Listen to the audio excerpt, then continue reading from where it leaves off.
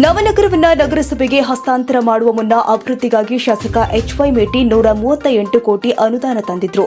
ಆ ಅನುದಾನದಲ್ಲಿ ಆಗಿರುವ ಕಾಮಗಾರಿಗಳ ತನಿಖೆ ಮಾಡಬೇಕು ಅಂತ ಜಿಲ್ಲಾ ಪ್ರಚಾರ ಸಮಿತಿ ಅಧ್ಯಕ್ಷ ನಾಗರಾಜ್ ಹಾದ್ಲಿ ಆಗ್ರಹಿಸಿದ್ದಾರೆ. ಸರ್ಕಾರಕ್ಕೆ ಈ ಕುರಿತು ಮನವಿ ಮಾಡುತ್ತೀವಿ. ಆ ಹಣವನ್ನ ಫುಟ್ಪಾತ್ ತೆರವುಗೊಳಿಸಲು, ಸಂಘದ ಕಟ್ಟಡಗಳಿಗೆ ತಡೆಗೋಡೆ ನಿರ್ಮಿಸಲು, ಸಂಘದ ಸುತ್ತಲಿನ ರಸ್ತೆಗಳ ಅಭಿವೃದ್ಧಿಗೆ ಖರ್ಚು ಮಾಡಿದ್ದಾರೆ ಎಂದು ದೂರಿದ್ದಾರೆ.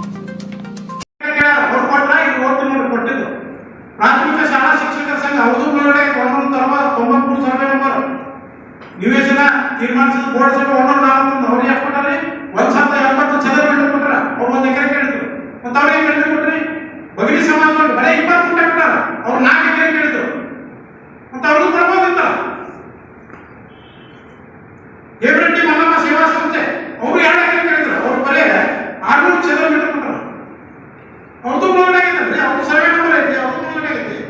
ಭಜಂತ್ರಿ ಸಮಾಜದವ್ರಿಗೆ ಬರೀ 216 ಚದರ ಮೀಟರ್ ಕೊಟ್ಟಾರ. ಕೊಡ್ಬೇಕಾಗಿತ್ತಲ್ಲ. ಅವರು 2 ಎಕರೆ ಕೊಟ್ಟಿದ್ದು ನಿಮ್ದೇ ನೆನಪು ಹೋಗುದಿತ್ತು. ಅವ್ರಿಗೆಲ್ಲ ಕಾನೂನು ಹೇಳ್ತಾರೆ, ತಮ್ಗೆ ಕಾನೂನು ಇಲ್ಲ. BTD ಹಗರಣಗಳು ಆಗಿರುತ್ತೆ.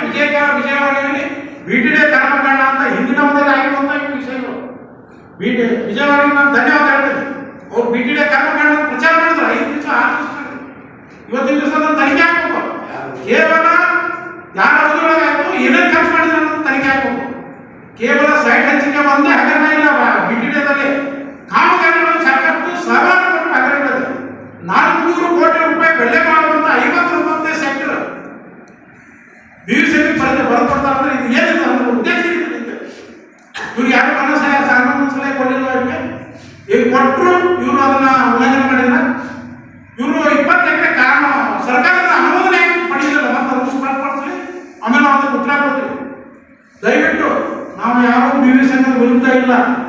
BV ಸಂಘ ಬೆಳೆದ್ರೆ ನಮ್ಮ ಬಾಗಲಕೋಟೆ ಬೆಳೆದತ್ತೆ. ಹಿಂದೆ JS ಪಟೇಲ್ ಇದ್ರು, ಎಚ್.ವೈ. ಮೇಟಿ ಸಾಹೇಬ್ ನಿಲ್ಲಿಸ್ತಿದ್ರು. ಅವರಿದ್ದಾಗ 250 ಎಕರೆ ಗ್ರ್ಯಾಂಟ್ ಕೊಟ್ಟರು, ಜಮೀನನ್ನ BV ಸಂಘಕ್ಕೆ ಬಿಟ್ಕೊಟ್ರು. ಅವಾಗ ವಿರೋಧ ಮಾಡ್ಬೋದಿತ್ತಲ್ಲ, ಅವಾಗ ವಿರೋಧ ಮಾಡಲಿಲ್ಲ.